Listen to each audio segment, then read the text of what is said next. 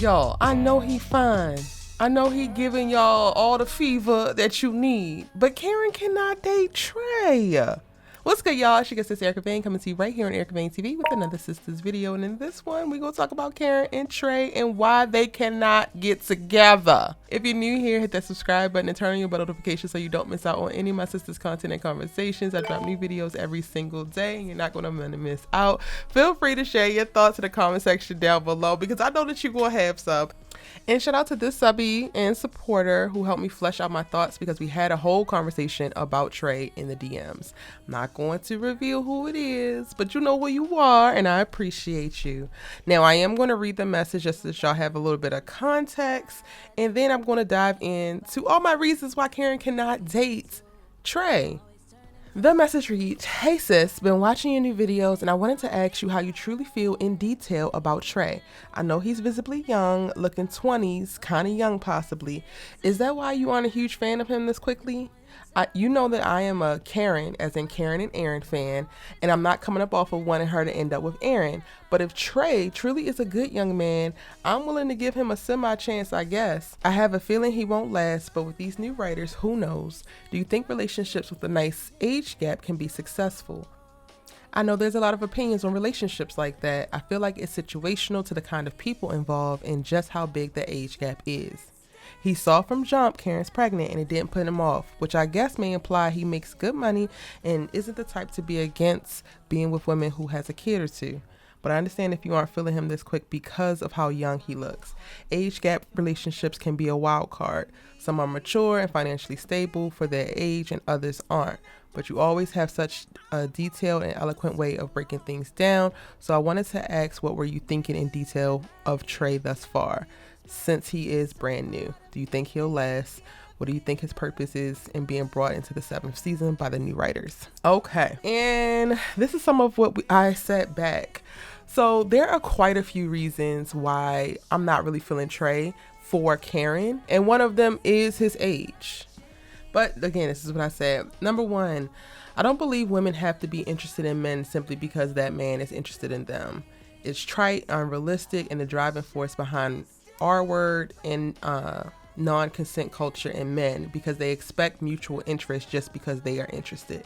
And that's something that I have alluded to or mentioned on this channel, but I haven't gone into depth about. And not that I think that, you know, Trey would do any of these type of heinous things towards her.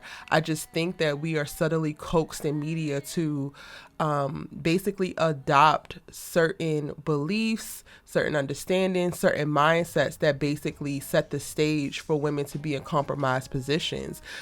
Even if you think about women out and about in the world, just living their lives, going to Trader Joe's or a coffee shop or out at the mall, and a man sees a woman who might not be smiling. Maybe she's anxious and thinking about something and doing a little retail therapy. Maybe she got a big thing that she's thinking about, or she's about to break up with her best friend and she just is focused and just not smiling. Men love to tell women out and about to smile. Who are you to tell me to smile? You don't know what I'm going through. You don't know what I got going on. It's almost as if women have this unrealistic expectation placed upon them. And I feel like it's the similar thing when it comes to men who find you sexually or visibly attractive. It's almost as if because a man sees you and wants you, you're supposed to want him back because men get what they want. And it's like, no, you can see me, you could be into me, you could like the way I look, you could love my vibe or whatever, and it could be just that. Because I could look your way and look right past you because you're insignificant, and it's not because you're not a good person or you're not this or you're not that. It's like you're a non-factor to me. I think we need to do a better job of creating space for humans to operate as humans. And in our world where men sit at the top of the heap socially and economically, we need to even the playing field a little bit and stop expecting so much from women. Now, we have seen in this series that Karen visually is attracted to Trey. So yeah, she does think that he's attractive, but again, it's more to it than you're attractive, I'm attractive, we should get together and bump uglies.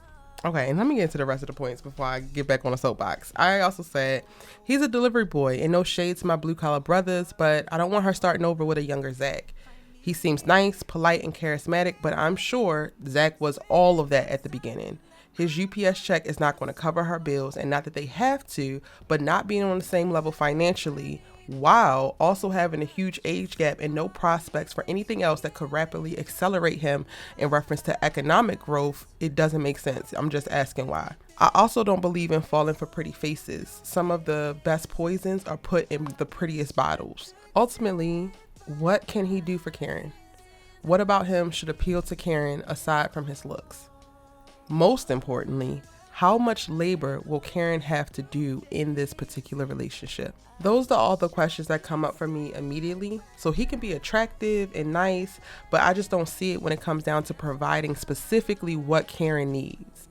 She is a strong Black woman who wants to be led, but has had to lead her entire life in her friend groups, in her relationships, in her career. And honestly, I believe that if she got with this young man, she would have to lead him too. I'm hoping for a strong man that can give Karen some respite in love, some rest, not another job and maybe good dick. Because quiet as kept, she has never struggled with getting good peen. And don't get it twisted. If she wants to scratch an itch, then go ahead and do so. Like my good sis Allie Nick said, she can't get pregnant right now. So go ahead and do what you're going to do. But at the end of the day, y'all, it just would not work. It wouldn't be a relationship that is on track for long-term and like forever success. It maybe could be a healthy relationship for the moment, but they're just too far apart in reference to life and lifestyle. And yes, it's everybody got men, and this could potentially be a man for Karen, but also he could just be a delivery driver.